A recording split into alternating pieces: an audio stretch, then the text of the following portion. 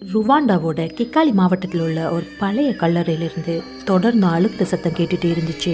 நல்லா அசந்து படுத்து தூங்கிட்டு இருந்த மாமா நீராங்கிற பெண்ணுக்கு தூக்கத்துல இருந்து முழி போறது. அவங்களுக்கு கொஞ்சம் குடிக்க தண்ணீர் தேவைப்பட்டுச்சு. அருகில் இருந்த குடத்தை திறந்து பார்த்தப்போ உள்ள கொஞ்சம் கூட தண்ணி இல்ல.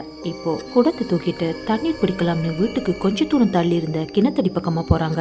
அப்போ ஒரு சின்ன குழந்தை அழுகிற சத்தம் அவங்களுக்கு கேக்குது. 1996 ருவாண்டாவோட கிக்காலிங்கிற மாவட்டத்துல கிசோசிங்கிற சின்ன கிராமம் இருக்கு. இந்த கிராம பகுதியில ஒரு பழைய கல்லறை இருந்துச்சு.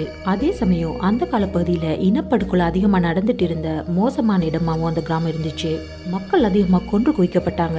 உடல்களை ஒரு முறைப்படி இல்லாம கிடைக்கிற இடங்கள்ல எல்லாம் புதைச்சு வச்சிருந்தாங்க. அந்த இனப்படுகொலை நடந்து சுமார் 2 வருடங்களாக இருக்கும். அப்போ மணி இரவு 9 அளவுல இருக்கும். அந்த கிசோசி கிராமத்துல வாழ்ந்து வந்த 60 வயதுடைய மூதாட்டி மாமா நீராங்க கருப்பின பெண்ணுக்கு தாகம் ஏற்படுது. அந்த காலப்பகுதியில கரண்ட் வெளிச்சம் அதிகமா கிடையாது. ஒரு கையில தீப்பந்தம், மறு கையில குடத்தையும் எடுத்துட்டு பக்கத்துல இருந்த கிணற்றடி பக்கமா தண்ணீர் பிடிக்கலான்னு போறாங்க. அப்போ ஒரு சின்ன குழந்தை அழுகிற சத்தம் கேக்குது. கூடவே ஒரு பெண் விசும்புற சத்தமும் மெதுவா கேட்க ஆரம்பிக்குது. பயத்துல அதிர்ந்து போன மாமா நீரா வேக வேகமா வீட்டுக்கு திரும்பி ஓடி வராங்க. அவங்க சுத்தியும் தேடி பார்த்த போது கண்ணு கட்டின தூரம் வரை யாருமே இருக்கல. ஏதோ தப்பா இருக்குன்னு புரிஞ்சுக்கிட்ட அந்த மூதாட்டி தனக்கு நடந்த விஷயத்த அக்கம் பக்கத்துல சொல்றாங்க.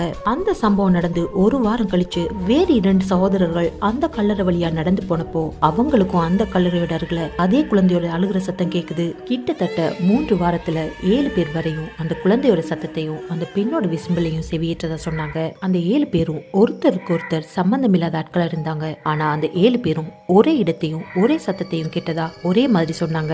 அந்த கல்லறையில ஒரு இளம் பெண் மற்றும் அவளோட 1 வயது குழந்தை படுகொலை செய்யப்பட்டு புதைக்கப்பட்ட இடம்னு ஊர் மக்கள் சொல்ல ஆரம்பிச்சாங்க. உள்ளூர் பாதிரியார் ஒருவரை வச்சு அந்த கல்லறைக்கு பிரார்த்தனை செய்து புனித நீர் தெளிச்சாங்க. அந்த மர்மம் இன்னைக்கு வரைக்கும் தொடர்றதா அந்த ஊர் மக்கள் நம்புறாங்க. அந்த சத்தம் வாரத்துல 1 அல்லது 2 தடவைகள் கேட்கும்னு சொல்லப்படுது. இதனாலேயே இது ருவாண்டாவின் அழும் கல்லறை இன்னைக்கு வரைக்கும் தொடரும் அமானுஷ்யங்கள்ல ஒன்னா இருக்கு.